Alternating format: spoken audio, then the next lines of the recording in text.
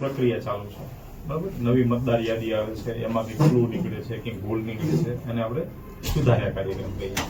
એ સુધારા કાર્યક્રમ અંતર્ગત અત્યારે હાલ અમારી પાસે માહિતી છે ત્યાં સુધી ઢોકળવા ગામમાં 100 કરતા વધારે મતદારોનો મતદાર યાદીમાંથી 7 નંબરનું ફોર્મ ભરાણું છે બરાબર. 7 નંબરનું ફોર્મ ભરાણું છે ને એવું દર્શાવવામાં આવ્યું છે કે આ લોકો ઢોકળવા ગામમાં રહેતા નથી. જેમ કે આપડા જેસાભાઈ આપણી સાથે છે હાલમાં, બધાને નથી બોલાયા, નહીતર કીધું આપણે અવ્યવસ્થા લીધી છે બરાબર. હવે એની અંદર જેસાભાઈને એવું દર્શાવવામાં આવ્યું છે કે એ ગામની અંદર નથી રહેતા. હવે ગામની અંદર નથી રહેતા એટલે એમનું મતદાર યાદીમાંથી નામ કમી કરી નાખો અને એમના જેસાભાઈ એકનું નહીં, આખા પરિવારનું નામ કમી કરાવી નાખ્યું બરાબર. એવા ઢોકળવા ગામમાં 100 કરતા વધારે એટલે 150 ની આજુબાજુમાં કંઈક મતદાન નામ કમી કરવાના 7 નંબરના ફોર્મ ભરાણા છે. એની અંદર મતદાન જે આમનું નામ કમી કરવાનું 7 નંબરનું ફોર્મ ભરવામાં આવ્યું ને એનું નામ પૃથ્વીરાજસિંહ વી પરમાર કરીને છે બરાબર.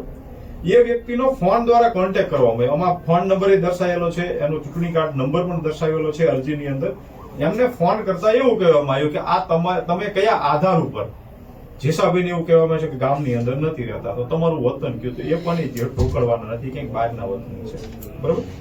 તો આવી રીતે એસઆઈઆર ની પ્રક્રિયામાં અમારા ચોટીલા વિધાનસભામાં હાલમાં અમારી પાસે જે ડેટા આવ્યા છે 600 કરતા વધારે મતદારોને નામ કમી કરવાના ડેટા અમારી જોડે છે, જે 7 નંબર ભરાણા છે.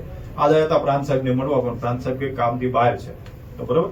તો આ પ્રક્રિયામાં હાલમાં જે ખરાઈ કરી અને હકીકત બહાર રહેતા હોય તો નામ કમી કરવામાં કઈ વાંધો નથી, પણ જે હકીકત વતની અહીંના છે બરાબર છે, એના પુરાવા રજૂ કરેલા છે, પોતાનું આધાર કાર્ડ રજૂ કરેલું છે, અને આગામી ડેટામાં તમે ચેક કરી શકો કે એમાં મતદાન પણ એમને કરેલું છે. મતદાન કરતા તો બહાર રહેતા હોય એવું પુરવાર થતું નથી બરાબર છે. તો અમારી એક જ માંગણી છે કે સંપૂર્ણ ડેટાને પારદર્શક રીતે તપાસવામાં આવે અને નિષ્પક્ષ રહી અને આના ડિસિઝન લેવામાં આવે.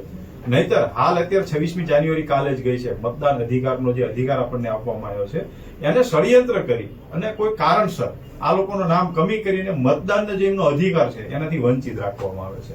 તો આ ષડયંત્રકારી લોકો છે એના ઉપર કાયદેસરની જે આઈપીસી ધારાની જે કલમો લાગતી હોય એ કલમ લગાડી અને આ ખોટી રીતે જે સરકારને અને લોકોને ગુમરાહ કરવાનું જે કામ કરે છે એના ઉપર કાનૂની કાર્યવાહી કરવામાં આવે એવી અમારી લોક માંગ છે બરાબર છે. આમાં નિયમ માનો તમે 7 નંબર ભર્યો, હું કહું છું તમે પોતાના 7 નંબર ભરો ને, હું રહું છું, આપણે નથી કર્યું. સમજાવો. હા હા, પ્રોસેસ તમને સમજાવું કે હું માનો ડોળિયા